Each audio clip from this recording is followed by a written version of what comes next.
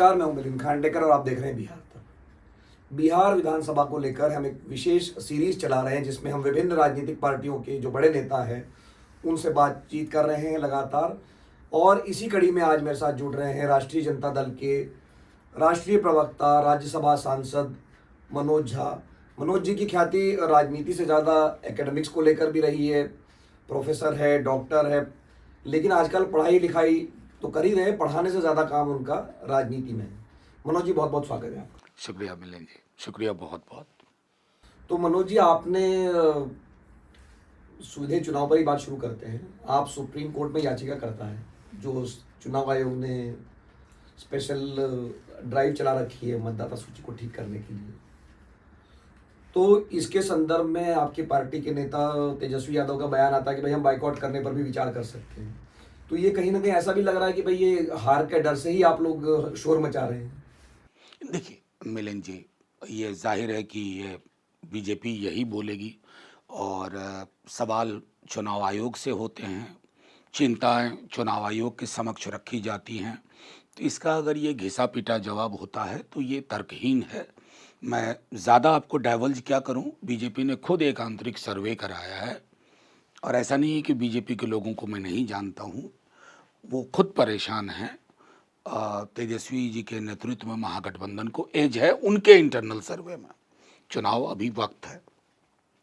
चुनाव आयोग के समक्ष हम जब गए थे मिलिंद जी, मैं थोड़ा वक्त लेके आपको टाइमलाइन के साथ बताना चाहता हूं, क्योंकि मैं पहला डेलीगेशन जो उनसे मिला उससे पूर्व एक बात कहूंगा। जब ये नए मुख्य चुनाव आयुक्त आए थे, इन्होंने बेहद खुशी का एक स्टेटमेंट दिया था कि मेरे कोई भी निर्णय बिना पॉलिटिकल पार्टीज के कंसल्टेशन के नहीं होंगे, उनसे विमर्श और बातचीत के बाद ही निर्णय होंगे। संभवतः 20-22 वर्षों में इससे बड़ा कोई निर्णय नहीं हुआ और उस निर्णय से पहले आपने किसी पॉलिटिकल पार्टी से बात करने की अहमियत उसको नहीं दी। किसी एक पार्टी से अगर आपने बात भी किया हो या गवर्नमेंट के टॉप 2 लोगों से बात किया हो तो वो आपके मैंडेट को पूर्णतया उसको समर्थन नहीं देता है।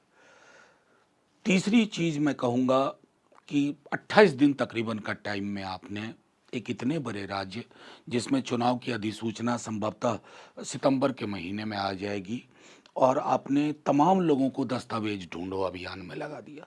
ये दस्तावेज जो आप 11 कहते हैं कि उसके अलावा कुछ नहीं मानेंगे, उनमें से अधिकांश दस्तावेज के निर्माण में आधार कार्ड की भूमिका होती है। आप आधार कार्ड को नहीं मानेंगे, आप ईपीआईसी को नहीं मानेंगे, आप राशन कार्ड को नहीं मानेंगे।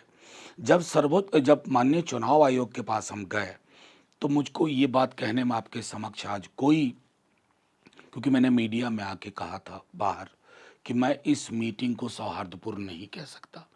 अपने चुनाव आयोग के साथ आप मीटिंग करें और आपको बाहर आके ये कहना पड़े, ये मेरे लिए भी पीड़ा का क्षण था। क्यों था कि अंग्रेजी में एक शब्द है, एक ही क्रिया के लिए 2 शब्द हैं, सुनना। उसके लिए हियरिंग भी है और लिसनिंग भी है, लेकिन दोनों के मायने अलग है। चुनाव आयोग ने हमें, they heard us, they did not listen to us. ये जो फासला है ना हियरिंग और लिसनिंग का, ये हमने एविडेंट देखा कई बयानों में कि अब ये पुराना वाला आयोग नहीं है, एक अहंकार की भावना से कि अब ये नया चुनाव आयोग है। भाई, संवैधानिक संस्थाएं निरंतर होती हैं। सर्वोच्च न्यायालय नया नहीं होता है, निरंतरता में है। पार्लियामेंट नई नहीं होती है, बिल्डिंग भले नहीं बन जाए, निरंतरता में है। बल्कि यहाँ तक कहूँ सरकार निरंतर चीज होती है। बहरहाल, जब वहाँ से हमें कुछ भी हासिल नहीं हुआ, हमने सर्वोच्च न्यायालय का रुख किया। और अगर आप उस दिन की पूरी प्रोसीडिंग्स को देखें तो उसमें हमारी चिंता सर्वोच्च न्यायालय की भी चिंता थी और अंततः उन्होंने एक दिशा निर्देश दिया कि राशन कार्ड, ईपीआईसी और आधार को आप इसलिए इंक्लूड कीजिए क्योंकि पेनिट्रेशन आपका व्यापक हो, इंक्लूजन व्यापक हो, क्योंकि डॉक्यूमेंट डेफिशिएंट स्टेट है बिहार। कोई भी आधार के अलावा किसी भी डॉक्यूमेंट का पेनिट्रेशन या सैचुरेशन 14 से 20-22% है। उस संदर्भ में इस हठधर्मिता के बाद कि नेता प्रतिपक्ष तेजस्वी जी कुछ सवाल करें या कोई पत्रकार कोई सवाल करे तो उस पर एफआईआर हो जाए, मिसलीडिंग का एक जो कि हमने कभी चुनाव आयोग के व्यवहार में नहीं देखा था, आचरण में नहीं देखा था। कम से कम नहीं भी तो मैं 25 वर्षों से चुनाव आयोग को, जब मैं पॉलिटिक्स में नहीं था तब से देख रहा हूँ, तब से भी देख रहा हूँ। उस संदर्भ में उन्होंने कहा कि अगर हमारा चुनाव आयोग उसका प्रतिमान, उसका मॉडल बांग्लादेश का चुनाव आयोग हो जाएगा तो फिर चुनाव में पार्टिसिपेशन कैसा?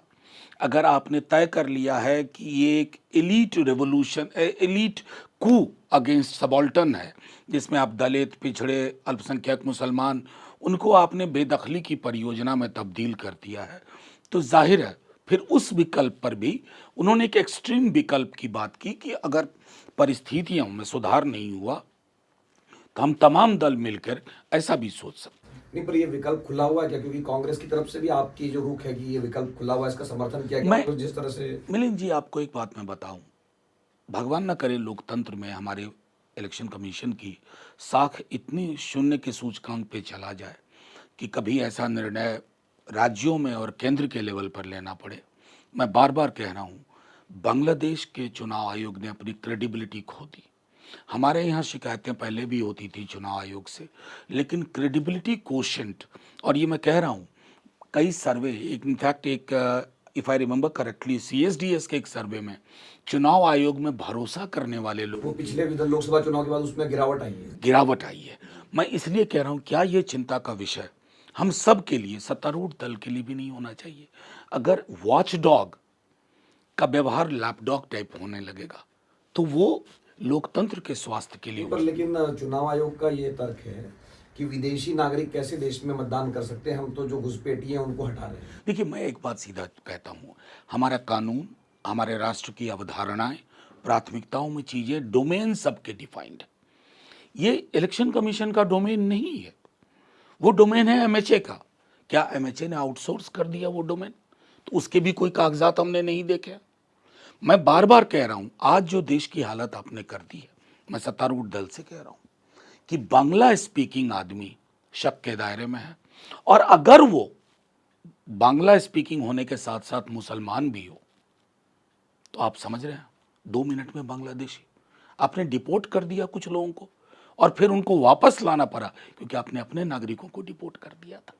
ये जो नफरत की राजनीति इंस्टीट्यूशनल इसमें परवेड कर गई है, स्ट्रक्चर्स में परवेड कर गई है, उसका नतीजा है कि जिसके डोमेन में जो नहीं है, मैंने डोमेन ट्रेस पासिंग एक नॉर्मल पद्धति को अख्तियार कर चुका हूँ। नहीं, तो अब जब 28 तारीख को सुनवाई है तो चुनाव आयोग ने वापस यही जवाब दिया है कि भाई आधार और ये तीनों जो दस्तावेज है जो सुप्रीम कोर्ट ने सुझाव दिया था, उन्होंने कहा कि ये हम नहीं मान सकते। यही हम चाहेंगे, क्यों नहीं मान सकते, इसका कारण बताएं। और हमने भी एडिशनल एफिडेविट दिया है। जो हाल के दिनों में चीज़ें आई, कई जगह ऐसी रिपोर्ट्स आई कि जिनको मृतकों की लिस्ट में आपने डाल दिया वो जिंदा लोग हैं। आपने कहा कि जो घर पे नहीं मिले, खुद मुख्य चुनाव आयुक्त ने हम लोगों के समक्ष कहा था कि बिहार की आबादी का तकरीबन 20% हिस्सा, तकरीबन 3 करोड़ लोग बिहार के बाहर रह रहे हैं। मैंने अपना उदाहरण देके मुख्य चुनाव आयुक्त को कहा था कि मैं 1990 में दिल्ली आया और आने के बाद पढ़ाई खत्म होते ही मुझे विश्वविद्यालय में नौकरी मिल गई, लेकिन मैं 2005 तक यानी 15 वर्षों तक बिहार का ही वोटर रहा, दिल्ली का वोटर नहीं हुआ। इसी तरह तमाम, चाहे तिरुपुर में कोई काम कर रहा हो, कश्मीर में हो, होशियारपुर में हो, सूरत में हो, बड़ोदरा में हो, मुंबई में हो, वो पर्व त्योहार के अलावा चुनावी त्योहार में ज़रूर बिहार आता है। वैसे लोगों को अगर आपने चिन्हित करके खारिज कर दिया, बेदखल कर दिया, तो फिर लोकतंत्र महज एक तंत्र बनकर रह जाएगा। तो मनोज जी, अभी तो मान के चलते कि आप चुनाव में भाग लेंगे, आप और विपक्ष का जो पूरा गठबंधन है, तो चुनाव को लेकर आपका क्या आकलन है? क्योंकि अभी भी जो जो विश्लेषक कह रहे हैं या जो सर्वे में बात आ रही है कि जो अंक गणित है वो एनडीए के पक्ष में है, क्योंकि चिराग पासवान इस बार उस तरफ चले गए हैं। और तो आपको क्या लगता है कि वापस एनडीए की सरकार बनेगी या नहीं, देखिए, बिहार में बदलाव होगा, और मैं आपको फिर ऐसा नहीं कि कल आपसे मुलाकात नहीं होगी, चुनाव के बाद भी होगी, लिख कर नोट कर लीजिए। बिहार में बदलाव होगा, तेजस्वी जी के नेतृत्व में महागठबंधन की सरकार बनेगी, और महज सरकार नहीं बनेगी, नए सरोकार बनेंगे और वो सरोकार होंगे कि जो कमिटमेंट 20 ईस्वी का अगर आप चुनाव देखें, हालांकि चिराग पासवान जी 20 ईस्वी में भी हमारे साथ नहीं थे, वो कहाँ थे स्पष्ट नहीं था, लेकिन बीजेपी के साथ तो ज़रूर थे। तो उस आधार पर अगर आप देखें कि जो कमिटमेंट तेजस्वी जी ने किया था नौकरी के लिए, स्वास्थ्य के लिए, कृषि के लिए, उस कमिटमेंट को इतना ट्रैक्शन मिला कि 7-8 सीटों का फासला और 12,000 वोट का फासला।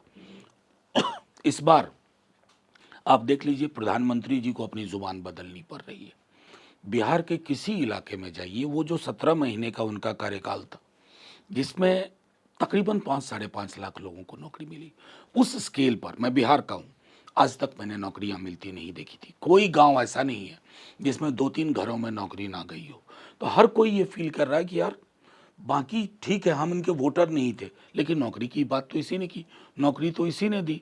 उसी प्रकार है सामाजिक सुरक्षा का, यूथ के लिए सपोर्ट सिस्टम का, ये सारी चीज़ें एक नैरेटिव के रूप में बिहार में हमारे पक्ष में काम कर रही हैं। और एक बात मैं और कहूँ, अंगणित, बिहार सिर्फ अंगणित से नहीं चलता, एक बहुत बड़ा मनोवैज्ञानिक पहलू है। और मनोवैज्ञानिक पहलू ये है बिहार में कि हमें इस बंदे को मौका देना है, क्योंकि अगर इस 17 महीने अपनी सरकार नहीं होने के बावजूद अगर ये इंस्ट्रूमेंटल रहा इतनी सारी तब्दीलियों को करने में और तब्दीलियों की शुरुआत करने में, तो शायद इसे 5 साल देने में कोई हर्ज नहीं है। नहीं, अंकड़ित तो हर जगह कामयाब नहीं होता मनोज जी, लेकिन अगर आप 2005 से देखें तो कमोबेश आप देखेंगे कि नीतीश कुमार जी जिधर चले जाते हैं उसकी सरकार बन जाती है। और अगर आप ये कहते हैं कि अभी माहौल है, तो फिर 2024 में जब हमने देखा कि उत्तर प्रदेश में भी विपक्ष को इतनी बड़ी सफलता मिली, तो वो बिहार में फिर क्यों नहीं मिली? देखिए, मैं एक बात आपको कहूँ, दो डिफरेंस, उसको मैं ओवरप्ले नहीं करूँगा। दो डिफरेंस हमेशा याद रखना चाहिए कि 24 और 25 में 1 साल का फ़र्क है। 24 और 25 के बीच में बहुत सारी चीज़ें हो गई हैं। 24 और 25 के बीच में एक मैसेज ये भी गया है लोगों के बीच में कि नीतीश जी नियंत्रण में कतई नहीं है, दिल्ली दरबार बिहार को चला रहा है। और आम बिहारियों को, मेरी बात छोड़ दीजिए, बीजेपी के भी लोगों को अतिशय नियंत्रण जो दिल्ली दरबार का होता है वो पसंद नहीं आता है। एक बिहारी के अंदर स्वाभिमान तो इतना होता ही है। तो ये सारी चीज़ें भी जो बीते दिनों में हुई हैं, उसका भी असर है कि आप देखेंगे कि प्रधानमंत्री मोदी जी अभी जब आखिरी दौरा किया, मोतिहारी गए, तो उनकी पूरी स्पीच एक तरह से संतुलन खो रही थी। उन्हें लग नहीं रहा था कि क्या करूं, तेजस्वी को अटैक करूं, जो उनका शगल है, आदतन लोग करते हैं विपक्ष के।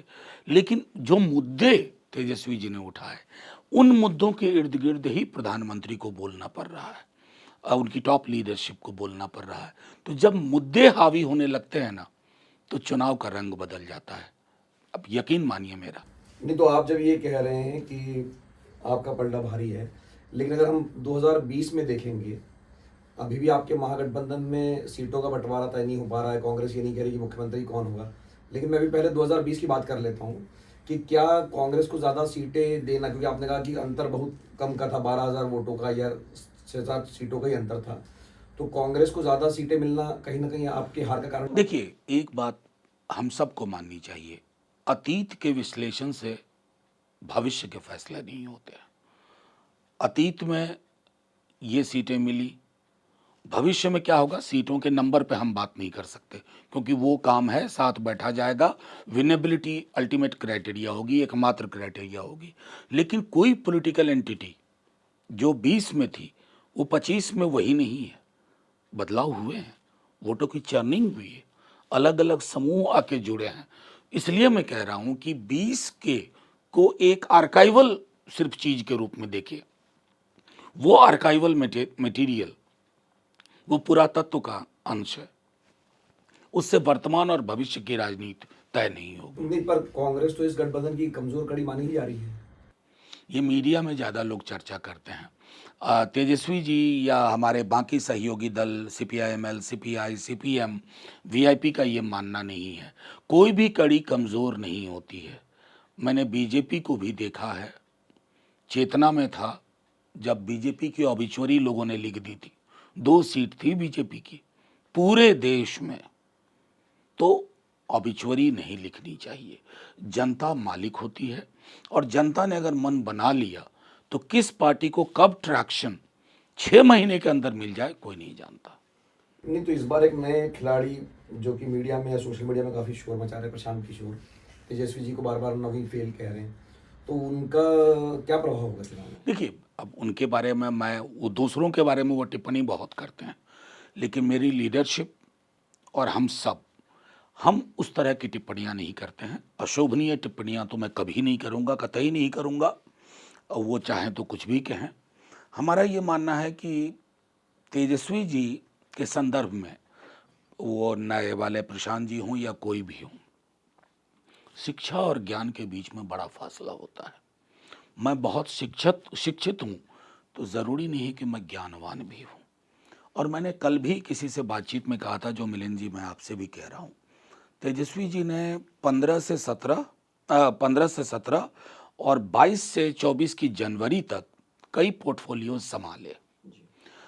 उनमें कई ब्यूरोक्रेट्स जो आईएएस हैं, कुछ टॉपर्स भी थे अपने बैचेस के। प्रशांत जी उनसे पूछ लें तो वो बता देंगे शिक्षा और ज्ञान का फर्क क्या है।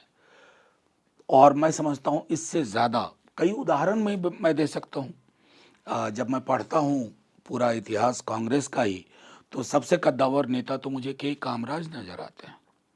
और के कामराज तो बिल्कुल शिक्षित नहीं थे। तो ये इस तरह की बहस तब दी जाती है ना। हमारे मैं जामिया में था पहले, डीयू आने से पहले, तो एक शिक्षक हुआ करते थे। तो वो कहा करते थे कि when people lack force in their argument they use argument of force. यानी कि आपके तर्क में बल नहीं होते हैं तो आप बल का तर्क इस्तेमाल करते हैं। तो ये बीजेपी, जेडीयू या नए नवेले जो बिहार में अभी चुनाव लड़ रहे हैं, उन सब के पास तर्क में बल नहीं है, तो बल के तर्क का इस्तेमाल करते हैं और जनता को वो गले नहीं उतरता। एक जो तर्क बार बार आरजेडी के खिलाफ इस्तेमाल किया जाता है वो है कि जंगल राज का, कि भाई गुंडा राज आ जाएगा, जंगल राज आ जाएगा। आपको मैं कहता हूं, इसका थोड़ा इतिहास करिएगा। जंगल राज शब्द को गढ़ा कब गया था? पटना म्युनिसिपल कॉरपोरेशन के एक पर्टिकुलर एपिसोड के संदर्भ में हाई कोर्ट की टिप्पणी पटना म्युनिसिपल कॉरपोरेशन के बारे में थी, राज्य के बारे में नहीं थी। लेकिन हाँ, हमारा मीडिया मैनेजमेंट, हम छवि प्रबंधन, जैसे लालू जी ने कभी चिंता नहीं की कि 10 पत्रकार रख लो या कोई जोशी जी टाइप व्यक्ति रख लो जो पत्रकारों को ये बताए कि यही लाइन पे इनका प्रचार करना है, खुल के लिखो, हमारी आलोचना करो वगैरह। ये एक नॉर्म हुआ करता था बिहार में, जब आपको नहीं मिलेगा। अब तो आलेख छापने से पहले भी अखबार 5 बार दूसरी जगह पूछते हैं कि ये छाप दूं, विपक्ष का है। मैं आपको सिर्फ इतना कहना चाहता हूं कि अगर अभी जो मुजफ्फरपुर में हुआ, पटना में हुआ गोपाल खेमका के घर, अभी उसके बाद लगातार गोलियां चलाई गई मोतिहारी में उनके विजिट से पहले, कोई दिन ऐसा नहीं आता है जिस जिले से डकैती, छिनतई, अटेम्प्ट टू मर्डर, रेप की घटना सामने आती हो। और हमने कई दफा कहा बेलेन जी कि उस दौर का भी आंकड़ा लाओ। अगर आंकड़ों की बात करनी है तो कोई पब्लिक प्लेटफॉर्म रखिए, गांधी मैदान का, आंकड़ों पे बात करेंगे। नहीं तो मैं धारणा की भी बात नहीं, मैं बता रहा हूं धारणा कौन बना रहा है। मैं मीडिया के एक बड़े वर्ग के चरित्र के बारे में सवाल नहीं करना चाहता। उनको लालू जी की पॉलिटिक्स ने 90 में अनसेटल किया। वो सब मेगाफोन बन गए उन लोगों के जिनके हाथ से सत्ता गई थी। बहरहाल ठीक है, अब सत्ता गई। सत्ता के बाद आपने कोशिश की कि इस तरह के लांछन, अशोभनीय लांछन, अनफाउंडेड लांछन लगाए जाएं, विश्वमन किया जाए, उपहास किया जाए, वो करें। इस धारणा के पीछे मैंने तो कहा कि गोपाल खेमका जी के परिवार को जाके बोलो। पारस हॉस्पिटल का आपने देखा होगा, वो मैंने तो किसी फिल्म में भी नहीं देखा है। फिल्म में भी जब इस तरह के सीन होते हैं तो कोई चेहरा ढकता है। आज अपराधियों को चेहरा ढकने की जरूरत नहीं है बिहार में, क्योंकि उनको पता है कि राज्य का नियंत्रण उनके हाथ में है या उनको नियंत्रण करने वालों के हाथ में राज्य का नियंत्रण है। ऐसी परिस्थितियों में जब कोई कहता है ना जंगल राज, तो हास्यास्पद भी नहीं कहूंगा, संवेदन शून्यता की पराकाष्ठा है। बिहार का बच्चा बच्चा आज के दिन में घर से कोई बेटी कोई बेटा निकलता है ना, तो लोग प्रार्थना करते रहते हैं कि सकुशल वापस आ जाए। ऐसी परिस्थितियां कभी नहीं थी। तो आपने लालू जी का उल्लेख किया, आपकी पहली बार भेंट कब हुई लालू जी से? 10 ईस्वी में एक बुक रिलीज फंक्शन था, उसमें मुलाकात हुई थी। अच्छा, तो राजनीति में फिर मतलब आप पढ़ाते पढ़ाते राजनीति में आने का कैसे? हाँ, देखिए मूलतः 10 से पूर्व मैं एक्टिविज्म में था, पॉलिटिक्स में नहीं था। एक्टिविज्म में तो रहा हूँ, चूँकि मैंने दंगों पे काम किया, मेरी पीएचडी दंगों पे है, और एक जीवन का बड़ा हिस्सा भागलपुर के दंगे के बाद मैंने गुजरात के दंगों में काम किया है। तो फिर हुआ, मुलाकात हुई लालू जी से, और फिर एक भूमिका मुझे मिली, उस भूमिका का निर्वहन किया मैंने, और निर्वहन करते करते यहाँ तक यात्रा पहुँची है। और मैं समझता हूँ कि कोर वही है कि जब हम जैसे लोग विकल्प देख रहे थे कि समाज कैसा हो, देश कैसा हो, तो उसमें मैं समझता हूँ सेक्युलरिज्म और सोशलिज्म एक फाउंडेशनल प्रिंसिपल है हमारे इसके, और इस मामले में मैं मानता हूँ कि अनकॉम्प्रोमाइजिंग रहे हैं वो। ये तो लालू जी की रोड राजनीति हमने अगर 1990 से जो देखी है, तो वो सामाजिक न्याय की लड़ाई लड़ी उन्होंने, लेकिन वो कहीं सिकुड़ते सिकुड़ते सिर्फ यादवों तक या मुसलमानों तक नहीं सीमित रह गई। ये मैं आपको बता रहा हूँ, ये भी एक धारणा है, और धारणा प्रबंधन बहुत बड़े बड़े लोग करते हैं। अब जैसे देखिए ना, धारणा बना दी गई है कि बड़े मजबूत प्रधानमंत्री हैं, मजबूती का एक साक्ष्य नहीं देखा हमने। जब जब मजबूती के साक्ष्य ढूंढे हैं तो मजबूरी के साक्ष्य मिले हैं। लेकिन हाँ, छवि प्रबंधन, एजेंसीज लगी हुई हैं, एजेंसीज स्क्रिप्ट देती हैं, एक तरह के 2 लाख ट्वीट आते हैं, ये चीज़ें लालू जी ने कभी नहीं की। खास करके मैं पत्रकारिता के क्षेत्र में बताऊं, उनके गंभीर से गंभीर एक व्यक्ति भाजपा के बड़े नेता थे, अब इस दुनिया में नहीं है, बहुत बड़े आलोचक थे लालू जी के, बल्कि उनकी राजनीति की धुरी वही थी। संसद में बाद में आए, एक दिन बात हो रही थी, उन्होंने कहा कि मनोज, एक बात तो मैं मानता हूँ, लालू जी दिल में कोई बात नहीं रखते थे। पत्रकार ने उनके खिलाफ लिखा, पन्ने भर दिए अखबार के, अगले दिन पहुंचे था, अच्छा खूब लिखा तो रहा ना, बैठो चाय पिया। बोले इसके ठीक विपरीत जो बाकी नेता लोग हैं वो याद रखते हैं कि इस पत्रकार ने या इस अखबार ने लिखा, तो इस पत्रकार या इस अखबार की खबर लेनी है। कई लोग तो नौकरी से निकलवा देते हैं।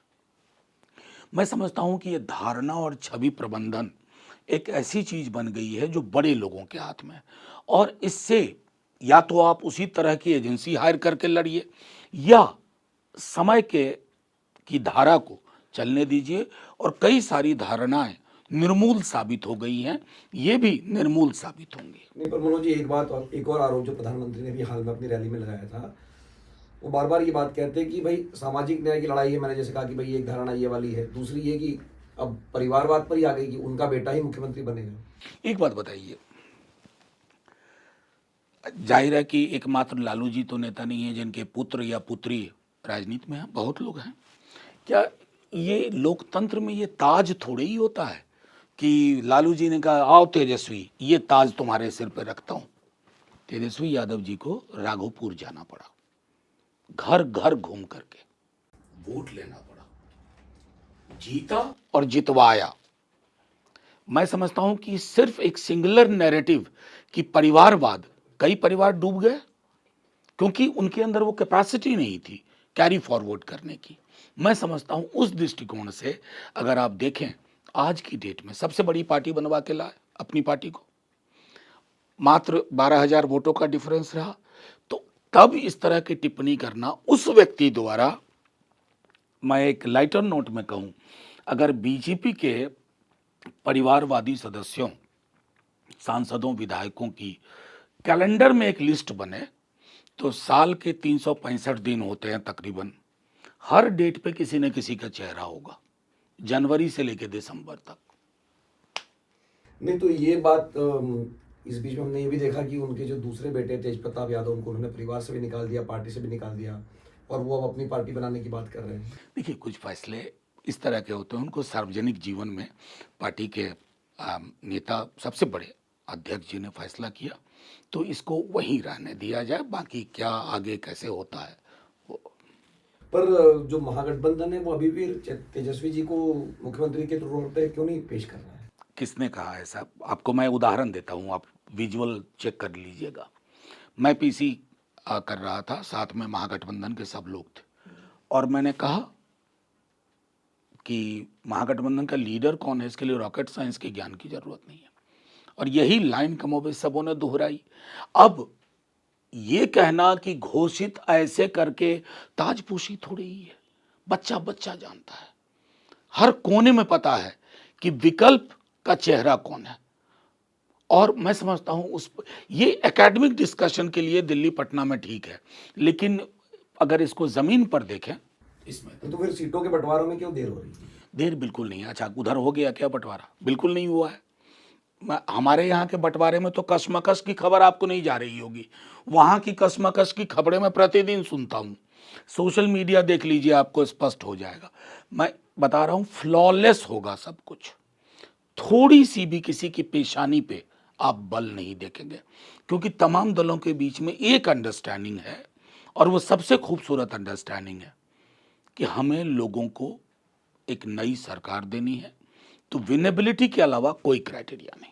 थोड़ा उधर की बात कर लेते हैं। चिराग पासवान चूंकि इस बार सक्रिय है, वो कह रहे हैं कि मैं बिहार से चुनाव लड़ूंगा, बिहार की सेवा करूंगा। तो अभी भी तो बिहार से ही चुनाव लड़के आए हैं।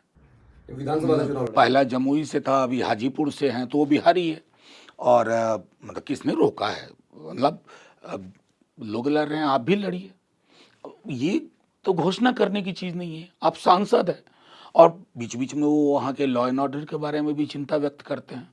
तो मुझे उनकी चिंता ज़्यादा होती है कि भाई केंद्र में मंत्री हैं, एक फ़ोन उठाइए, अमित शाह जी से बोलिए कि बंगाल में कोई घटना होती है तो आप फैक्ट फाइंडिंग टीम भेजते हैं, तेलंगाना में घटना होती है तो फैक्ट फाइंडिंग टीम भेजते हैं। तो हुजूर बिहार ने क्या बिगाड़ा है, जहाँ प्रतिदिन एक हत्या हो रही है, एक बच्ची तड़प के मर गई, कोई आक्रोश नहीं देखा किसी में मैंने। वहाँ एक फैक्ट फाइंडिंग टीम क्यों नहीं जाती है? सबसे पहले तो चिराग जी बिहार का भला करेंगे अगर वो फैक्ट फाइंडिंग टीम एक बिहार भिजवा दें, क्योंकि वो कानून व्यवस्था के लिए अपरेंटली मीडिया में बहुत चिंतित दिखते हैं। नहीं तो चूंकि आपने कहा कि हमको कोई ताजपोशी करने की जरूरत नहीं है तेजस्वी जी की, लेकिन उधर तो लोग कह रहे हैं कि भाई हमारे नेता नीतीश जी होंगे। आप देखिए, मैं समझता हूँ कि उस दल में मोदी जी के बाद अमित शाह जी, कम से कम जब तक लखनऊ वाले का उतना वर्चस्व नहीं होता है तो वही हैं। तो अमित शाह जी ने क्या कहा, चुनाव में नीतीश जी के साथ जा रहे हैं, चुनाव के बाद का कुछ पता नहीं। ये क्या बात हुई भाई? और इससे नीतीश जी के आधार समूह में जो सपोर्ट बेस है, बहुत बेचैनी है, व्यग्रता है, चिंताएं हैं कि कहीं हमारे नेता का इस्तेमाल तो नहीं हो रहा है। ये ऐसे प्रश्न हैं जो यक्ष प्रश्न की श्रृंखला में बीजेपी और एनडीए के बाकी दलों के। नहीं तो आपको क्या लगता है कि मुख्यमंत्री नहीं बनाए जाएंगे? मैं आपको यकीन के साथ कह सकता हूं कि शिंदे जी अगर पेपर बैक एडिशन थे तो नीतीश जी लाइब्रेरी एडिशन साबित होंगे। एक और आवाज उधर से उठी इस बार, उपेंद्र कुशवाहा जी ने कहा कि नीतीश जी को अपना पार्टी का कार्यभार छोड़ देना चाहिए और अपने बेटे, उन्होंने नाम नहीं लिया सीरियसली, लेकिन उनका इशारा था कि उनका जन्मदिन है तो नई पीढ़ी को मौका दे देना चाहिए। तो ये क्या? नहीं, मेरा मानना है कि जो चीज़ उन्होंने ओपिनियन दिया ना, वो जदयू के जो प्रारंभिक समर्थक समूह हैं जिन्होंने उसका निर्माण किया था, उन लोगों ने नहीं, जिन्होंने निर्मित वस्तु को अपने नियंत्रण में ले ली, निर्मित दल को अपने नियंत्रण में ले लिया, उनका भी ये मानना है जो उपेंद्र कुशवाहा जी ने कहा। लेकिन वो उसके हिस्सा हैं, वो लोग निर्णय लें। लेकिन जो मैंने कहा, जो व्यग्रताएं नीतीश जी के प्रारंभिक आधार समूह में है, वो व्यग्रताएं और उन व्यग्रताओं का व्याकरण संभवतः दिल्ली वालों को समझ में नहीं आ रहा। चुनाव में आपने जो वादा किया है कि 2,000 रुपया, 2,500 रुपया प्रति महीना, 2,500 रुपया आप देंगे महिलाओं को, लेकिन जब बिहार के बजट का आप हिसाब लगाएंगे तो वो उसका 43% लगभग जो है उसी में चला जाएगा। मैं आपको बता रहा हूँ, बजट, चूंकि मैं थोड़ा जानता हूँ, बजट को रीडू करने की भी जरूरत होती है। कई सारी चीजें, आप कल खबर देखा होगा आपने, 71,000 करोड़ सीएजी की रिपोर्ट में चिन्हित किया गया है, जो चिंता का विषय है। स्प्लर्ज को रोका जा सकता है, थोड़ी ऑस्टेरिटी की जा सकती है। ये जो बड़े बड़े कटआउट और बड़े बड़े विज्ञापनों में करोड़ों का खर्च होता है, मैं व्यक्तिगत तौर पर और दल के स्तर पर भी मेरा मानना है कि आप एक वैक्सीन के प्रचार में पूरी दिल्ली को कटआउट से भर देते हैं, उससे तो आप कितनी लोक लुभावन लोकोन्मुख योजनाएं कर सकते हैं। मेरा मानना है कि जो कमिटमेंट किया है तेजस्वी जी ने, सोच समझ करके प्लानिंग के साथ किया है कि we have to sit down and redo the budget, relocate things, और ये सब कुछ डुएबल है। क्योंकि देखिए, जब हमने 10 लाख नौकरी का तेजस्वी जी ने वादा किया था 20 में, तो लोग इसी तरह की शंका कर रहे थे, कहाँ से देगा, बाप के घर से पैसा लाएगा। जब नीतीश जी की पार्टी के लोगों ने अप्रोच किया तो तेजस्वी जी पहले रिलक्टेंट थे, मैं आपको बता रहा हूँ आज। उन्होंने कहा नहीं, बाहर से अगर दिक्कत है तो हम बाहर से समर्थन दे देंगे। तो कहा गया कि नहीं, आप शामिल होइए। तो उन्होंने 2 शर्तें रखी थी। एक कि नौकरी मेरा कमिटमेंट है बिहार के युवाओं से, उसमें फ्री हैंड मिलना चाहिए, और दूसरा जातिगत सर्वेक्षण। दोनों ही काम हुआ। और इसलिए मैं कह रहा हूँ, अगर आप उस समय के विजुअल्स देखें, पड़ोसी उत्तर प्रदेश के भी कुछ लोगों के जो बीजेपी के स्पोक्स पर्सन थे, उनके परिवार में किसी को नौकरी मिली, तो नौकरी मतलब तेजस्वी एक इस्टेब्लिश हो गया। तब भी लोग शंका व्यक्त कर रहे थे, ये भी शंकाएं निर्मूल साबित होंगी। पर पिछली बार वोट पड़ गया नौकरी के नाम पे, अब इस बार जरूरी थोड़ी कि वही बात चल जाए दोबारा से। पिछली बार तो लोगों ने देखा नहीं था, इस बार तो देख लिया लोगों ने ना। पिछली बार तो हमारा कमिटमेंट था कि हम आएंगे तो, लेकिन हम आए नहीं, 7-8 सीट का डिफरेंस रहा। लेकिन बीच में पॉलिटिकल कारणों से ही परिवर्तन हुआ, हम सत्ता में आए, करके दिखा दिया। तो अब तो लोग कहते हैं प्रत्यक्षम किम प्रमाणम, प्रत्यक्ष को प्रमाण किया, ये आदमी बोला, इसने किया, यही करेगा। ये तो नीतीश जी फिर वापस क्यों चले गए आपके हिसाब से, क्योंकि पूरी पहल पटना में हुई इंडिया गठबंधन की। मैं समझता हूं कि कुछ चीजें, जैसे अभी किसी को पता है कि जगदीप धनखड़ जी क्यों चले गए? नहीं पता ना, मुझे भी नहीं पता। कभी न कभी इतिहास कोई राज रखता नहीं है। नीतीश जी क्यों चले गए, इंडिया गठबंधन की बुनियाद में उनका हाथ था, फिर क्या हो गया ऐसा, ये सारी चीजें हैं, समय पर लोगों के समक्ष आ जाएंगी। नहीं, पर इससे नुकसान हुआ लोकसभा चुनाव में अगर नीतीश जी साथ में रहते। क्योंकि मेंटली हम लोग प्रिपेयर्ड थे कि हम साथ हैं। आप इन जनवरी के महीने में, मार्च में चुनाव है, जनवरी के महीने में यू अनसेटल द कार्ट, अब गाड़ी छोड़ के भाग जाते हैं, तो फिर सब चीज़ें रीडू करनी पड़ती है, पूरी प्लानिंग रीडू करनी पड़ती है। अब वो खुद गए, ले जाए गए, क्योंकि उनकी अंतरात्मा बाएं दाएं करवट लेती है। उन्होंने कहा उस दिन मंच से कि लल्लन सिंह हमको लेके गए थे। मैंने वही कहा ना, मैंने यही कहा, ले गए, ले जाए गए। अच्छा, कमाल है इनका। नहीं, लल्लन सिंह आपकी तरफ लेके आए थे। मैं वही कह रहा हूँ, जब हमारे तरफ आए थे तो उन्होंने कहा था एक दूसरे व्यक्ति के बारे में कि ये उधर लेके चला गया था, जब वो 17 में उधर गए थे। तो अब क्या कहें कि आप किसी के लाने से लाए जाते हैं, किसी के जाने से जाए जाते हैं, तो ये उचित नहीं है। राजनीति निरंतरता और वैचारिकी की चीज़ है। वैचारिकी खत्म तो राजनीति सिर्फ ऐसे ही रेटोरिक नहीं हुआ करती है। 2 चीजें हैं जो आपकी, एक जो कविता आपने पढ़ी थी ठाकुर का कुआं, वो बहुत चर्चा में, मतलब आपकी जो विचार है उसमें किसी को कोई संदेह नहीं कि आप किस चीज़ों के लिए खड़े हुए हैं, लेकिन वो क्या हुआ था, मतलब क्या सोच के आपने ये जो नहीं, देखिए, अव्वल तो कई लोगों को इसकी पृष्ठभूमि नहीं पता है। उससे पहले मैंने पेरियार को भी पढ़ा था, और पेरियार को पढ़ने के पीछे मकसद था कि इस देश की डाइवर्सिटी के बारे में बताया जाए। पेरियार की जो सच्ची रामायण है, यहाँ तस्वीर है इनकी पेरियार की, सच्ची रामायण हर व्यक्ति को पढ़ना चाहिए। इस देश में कबीर हुए हैं भाई, जिसने कहा खुल करके, जो तू बाभन बाभनी जाया, आन बाट काहे नहीं आया, जो तू तुरक तुरक नहीं जाया, भीतर ही खतरा काहे न कराया। लेकिन अगर आज कबीर होना तो मैं सब उन पर भी यूएपीए लग जाता। हमने ये समाज बना लिया। वो कविता ओम प्रकाश वाल्मीकि जी की थी, प्रेमचंद से प्रेरित होकर लिखी थी, और उसमें मैंने डिस्क्लेमर दिया था कि डोमिनेंस की वो प्रवृत्तियां मेरे अंदर भी हैं और हम सब के अंदर होती है। मैं ईमानदारी से कहता हूँ, पूरी जिंदगी लग जाती है लोगों को सीखने में कि इस डोमिनेंस को कैसे खत्म किया जाए। उसको कोई भी नाम दे लीजिए, प्रभुत्व करना जो एक अगर प्रवृत्ति बन जाती है। उस संदर्भ में मैंने विमेन रिजर्वेशन बिल पे कहा था कि संसाधनों में, कई चीज़ों में अभी भी जो एक व्यापक भागीदारी होनी चाहिए वो नहीं हो पा रही है। उसके बाद पुनः एक कविता मैंने पढ़ी थी, बड़ी अच्छी कविता थी। कफील दरवेश है, यंग पोएट हैं। उन्होंने लिखा था कि मैं मुसलमान हूँ, मैं जानता हूँ मैं मारा जाऊँगा। तो कई दफ़ा पोइट्री, बल्कि इस पूरे विवाद, अननेसेसरी विवाद के बाद मैंने कई लोगों ने लेख भी लिखे, हिंदी की पत्र पत्रिकाओं, अंग्रेजी में। मैंने स्वयं भी एक लिखा और लिखा कि poetry belongs to the parliament. क्यों आवश्यक है? अब आपको मैं एक छोटा उदाहरण दे रहा हूँ कि दुष्यंत को हर कोई कोट करता है, लेफ्ट विंग भी, राइट विंग भी, सेंटरिस्ट भी। दुष्यंत की कविता का 2 लाइन, उनके शेर अगर आप पढ़ दीजिए तो एक लंबी तकरीर के बदले वो काम आ जाता है। उस संदर्भ में मैंने कहा। तो ये माना जाता है कि जो राष्ट्रीय जनता दल ने जो ईडब्ल्यूएस वाला आरक्षण था उसका जो विरोध किया था, उसके पीछे आप थे कि आपने लालू जी से कहा कि नहीं, हमको इस पर स्टैंड लेना चाहिए। तो ये बात सही है क्या? क्योंकि आरजेडी उसमें अलग साफ साफ खड़ी हुई दिखी थी कि भाई मतलब ये आरजेडी अकेले नहीं थे, डीएमके भी था। देखिए, कुछ चीज़ें सोचनी चाहिए।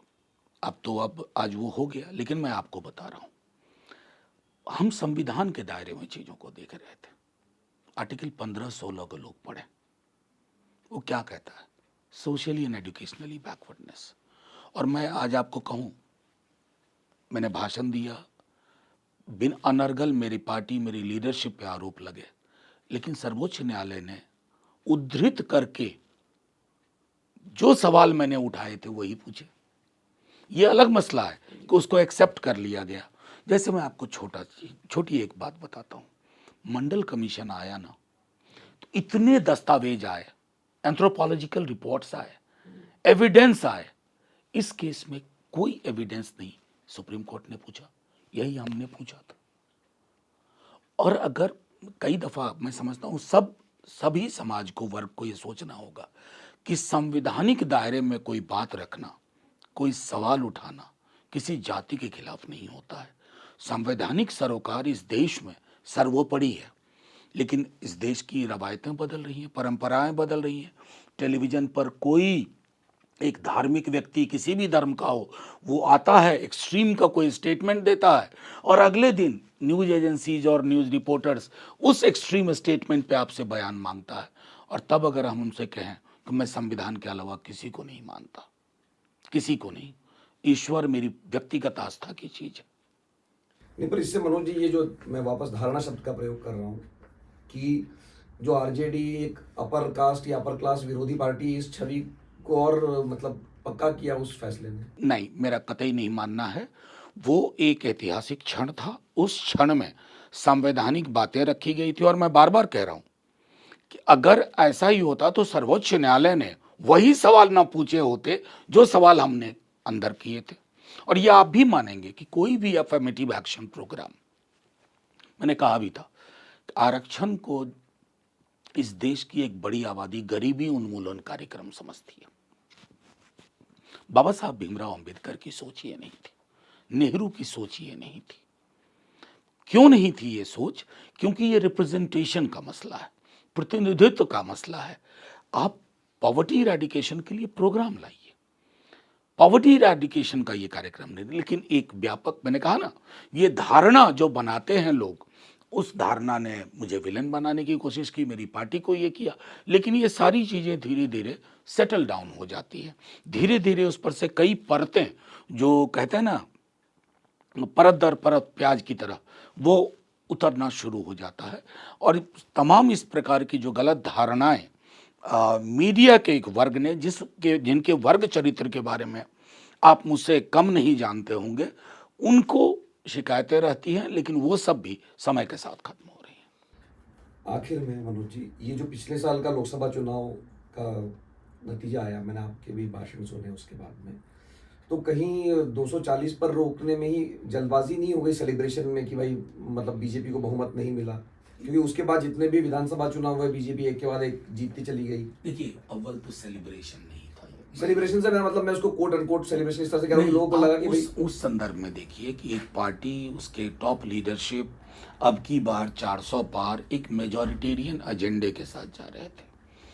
तो वो जो एक चिंता थी कि मेजॉरिटेरियन एजेंडा हमारे किन किन संरचनाओं को ध्वस्त करने में कामयाब हो जाएगा, रिलीफ उस बात से हुई। रिलीफ इस बात से हुई कि ये जो मोदी सरकार कहने की परंपरा चल पड़ी थी बीते 10 वर्षों में, वो अचानक से अब एनडीए सरकार बोलने लगे हैं। तो एक तरह से वो सामूहिकता की विजय थी। हम नहीं जीते, लेकिन उधर वो नहीं जीते, एक सामूहिक कोलिशन जीता उनका। तो बहुत दिन बाद मोदी जी के स्वयं की जुबान से एनडीए आने लगा, जो गुम हो गया था, गायब हो गया था 10 वर्षों में। उस संदर्भ में इन चीजों को हमने रखा था और देखा था। नहीं, पर जब हम बिहार विधानसभा की तरफ देख रहे हैं तो उसके बाद ये लगा था कि महाराष्ट्र हो, हरियाणा हो, दिल्ली हो, झारखंड में जरूर इंडिया गठबंधन की जीत हुई। लगातार मतलब बीजेपी ने एक तरफ से राजनीतिक रूप से अपनी जो जमीन वो खोते हुए दिख रहे थे, वो वापस उन्होंने हथिया ली। देखिए, मेरा मानना है कि पॉलिटिक्स में इस तरह के साइक्लिकल चेंज होते रहते हैं। अभी हम बिहार जीतेंगे, फिर अगला राज्य एक अलग चुनौती होगा। लेकिन महत्वपूर्ण ये है कि एक जो ये एक गठबंधन है, इस गठबंधन की एक रूपता, इसकी वैचारिक, इसका रुझान वो बिल्कुल स्पष्ट होना चाहिए। और डेमोक्रेसी में ये बेहद आवश्यक है। मैंने आपको उदाहरण दिया था कि बीजेपी की ऑबिचुअरी लिखते हुए मैंने लोगों को देखा है 2 सीट पे जब आ गए थे, कह रहे थे कि अब ये पार्टी खत्म हो गई। नहीं खत्म हुई ना। ऑबिचुअरी किसी पॉलिटिकल पार्टी की, किसी फॉर्मेशन की नहीं लिखनी चाहिए। Each election is a new election. नहीं तो एक तरह से कांग्रेस की भी ऑब्वियसली लिख दी गई थी, आप सही कह रहे हैं कि 2024 के चुनाव के पहले लगा था कि 50 सीटों पर सिमट जाएगी। हाँ। तो कांग्रेस, चूंकि आपका सहयोगी दल है, तो कांग्रेस की जो वापसी हुई है या राहुल गांधी विपक्ष के नेता के तौर पर पिछले 1 साल में जो काम हुआ है, उसको आप कैसे देखते हैं? मैं समझता हूँ कि देखिए, एक्टिविटीज़ बढ़ते देखी हैं हमने। और ये देखा है कि अगर आप देखेंगे जैसे एसआईआर पे ही अभी जिस तरह से पार्लियामेंट में पूरा का पूरा इकोसिस्टम एक डेवलप हुआ है, जिसके माध्यम से हम कम्युनिकेट कर रहे हैं और कोई मत भिन्नता नहीं है, ये उपलब्धि है। और वो कम्युनिकेट भी कर रहे हैं हर एक पॉलिटिकल पार्टी से। इंट्रा पॉलिटिकल डायलॉग, मतलब मेरे लीडर से उनका डायरेक्ट कम्युनिकेशन है, कोई वाया मीडिया उनको नहीं चाहिए उसके लिए। तो ये सारी चीज़ें एक एक्टिव पॉलिटिकल एंटिटी की जो खूबसूरती है, जो उसका तत्व है, वो विद्यमान है। नहीं तो मैंने जो सुना ये है कि राहुल गांधी ने कहा कि भाई धनखड़ पर हम फोकस ना करें, हम डिस्ट्रैक्ट होने की बजाय वापस बिहार चुनाव पर ध्यान दें, और उस पर लगातार पिछले 2-3 दिनों में प्रदर्शन भी हुआ, क्योंकि कहीं जो मुख्य मुद्दा है कि बिहार चुनाव पर नहीं ध्यान नहीं, मुख्य मुद्दा वही था और वही रहेगा। देखिए, बिहार चुनाव नहीं, इसको एसआईआर कहिए, वोटर का बेदखली का कार्यक्रम। क्योंकि देखिए, लोकतंत्र में अगर लोग गायब कर दिए जाएंगे, और मैं बार बार कह रहा हूं कि ये लोग कौन है, इनके लिए आवाज उठानी होगी, इनकी वॉइस बननी होगी, ये महत्वपूर्ण है।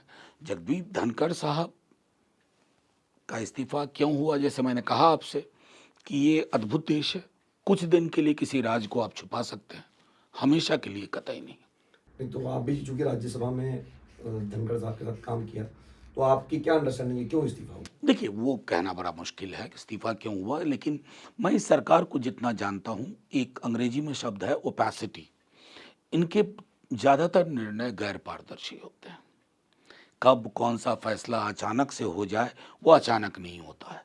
और इस फैसले में खास करके देखिए, धनखड़ साहब की कार्यशैली से हमारा कई बार विरोध रहा, तभी अविश्वास प्रस्ताव भी आया। लेकिन मैं मानता हूं, स्वीकार करने में कोई दो मत नहीं, कि वो फाइटर किस्म के आदमी थे। मतलब अगर मुझसे झगड़ सकते हैं, मुझको 4 बात कह सकते हैं, मेरी 2 बात सुन सकते हैं, तो वो किसी रोग को भी झेल सकते थे। और उनके हेल्थ ग्राउंड पे के इस्तीफे के बाद प्रधानमंत्री जी को 15 घंटे लगे एक बहुत ही क्रिप्टिक सा, शॉर्ट सा ये कहने में कि इनको बहुत जिम्मेवारियां मिली। उनके कंट्रीब्यूशन की कोई चर्चा नहीं, रिस्पॉन्सिबिलिटीज की चर्चा। तो उससे लगता है कि कुछ तो है जिसकी पर्दादारी है। और पर्दा हमेशा नहीं रहता। आखिर में एक बार मैं यही पूछना चाहता हूँ कि नरेंद्र मोदी सरकार 11 साल से है, तीसरा टर्म पूरा कर ही लेगी, भले ही सहयोगी की वजह से, और भारतीय जनता पार्टी बार बार कहती है कि वो एक लंबी पारी खेलने के लिए आई है, आइडियोलॉजिकली उनका प्रभाव बढ़ता जा रहा है।